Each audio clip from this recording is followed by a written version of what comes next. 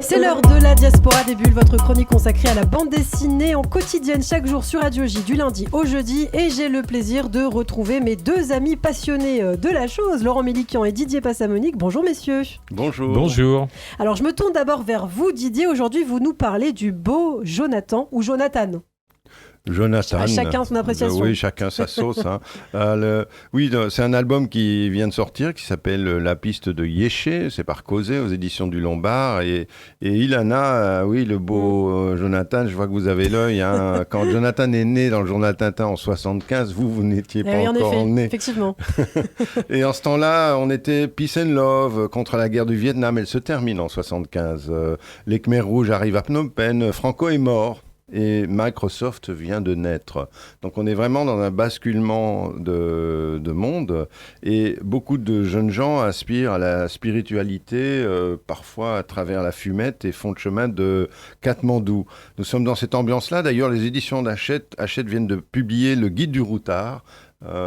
Et en couverture du journal Tintin, on voit ce beau jeune homme ténébreux, les yeux bleus, qui se jette dans le vide. Alors c'était un choc.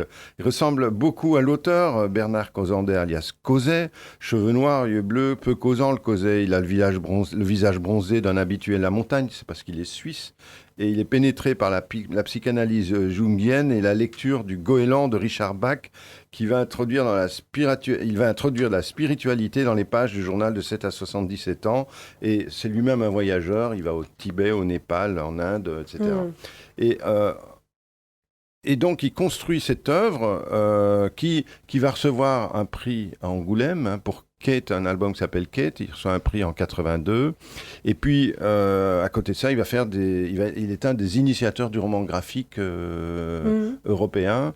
Il reçoit un autre prix quelques années plus tard. Voilà, c'est ça, notamment le Grand Prix d'Angoulême en 2017. Là, c'est le dernier album de Jonathan. Oui, c'est le dernier album de Jonathan, au bout de 46 ans et 17 albums. Et alors, ce qui est assez touchant, c'est qu'il se dessine lui-même en tant que vieil homme. Il a 90 ans. Et il reçoit une lettre de Yéché qui l'invite à rencontrer Jonathan, ce qu'il ne va pas réussir à faire. Et on comprend qu'il y a une fiction, c'est-à-dire qu'il prétend qu'il a connu Jonathan, mais en réalité, Jonathan s'est causé. Et là, à demi-mot, on comprend que c'est bien les mêmes. Que Jonathan, on peut presque dire que Jonathan et Causé couchaient ensemble. Très bien. Jonathan, tome 17, du coup, c'est ça, hein ? Tome 17, après 46 ans après sa création. Ouais. Merci beaucoup Didier Passamonique. Alors Laurent, avec vous, on reste en Asie ? Oui, on retourne en Asie et on y retourne souvent avec moi. Il faut dire que l'Asie, c'est quand même 60% de l'humanité. Hein. Et il ne faut pas oublier que c'est en Chine qu'est née la bande dessinée sur papier, à peu près au 9e siècle. Et c'est en Corée qu'est née celle qui se lit sur smartphone au 21e siècle. Donc d'Israël aux Philippines, c'est un continent incontournable quand on apprécie les récits en images. Hein. En plus, on dit qu'aujourd'hui en France, plus d'une bande dessinée sur 2 vendue en librairie est un manga, une bande dessinée japonaise. Donc aujourd'hui, je vous parle d'un manga qui s'appelle Réimp. D'après vous, que signifie Réimp ? Le diminutif de réimprimer peut-être. Oui, vous imaginez bien, il y a la réimpression partout dans le monde, hein, c'est le Graal de l'édition. Ça veut dire que le premier tirage de quelques milliers d'exemplaires d'un titre est épuisé, que de nouveaux lecteurs le réclament et qu'il faut imprimer encore des milliers d'exemplaires. Donc c'est un gage de succès commercial, de pluie de brousouf pour les actionnaires. C'est le summum de la satisfaction pour toute une chaîne.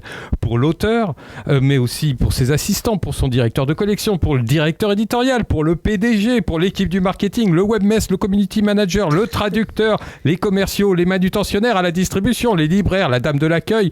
Et je n'oublie pas bien sûr les obscurs critiques de BD. Hein Didier ? On est content quand on entend le mot Réimp. Oui. Mazel tov. Non.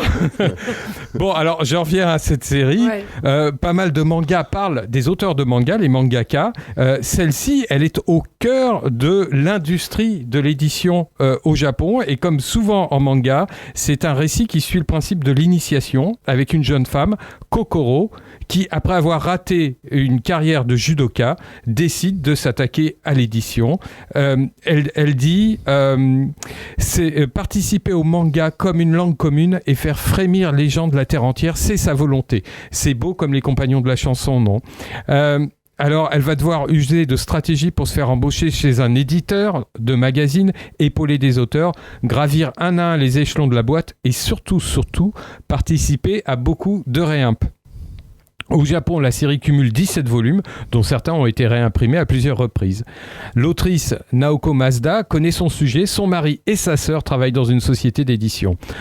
On apprend en commentaire qu'elle est fan de kabuki, et cela se sent tant ces personnages peuvent prendre des postures théâtrales, ce qui ne gâte rien à son trait fouillé et précis. Réimp, tome 1 par Naoko Mazda, qui marche aussi à la Wonder, aux éditions Glénat. Merci beaucoup Laurent Milikian, et un livre très facile à transporter en plus avec soi.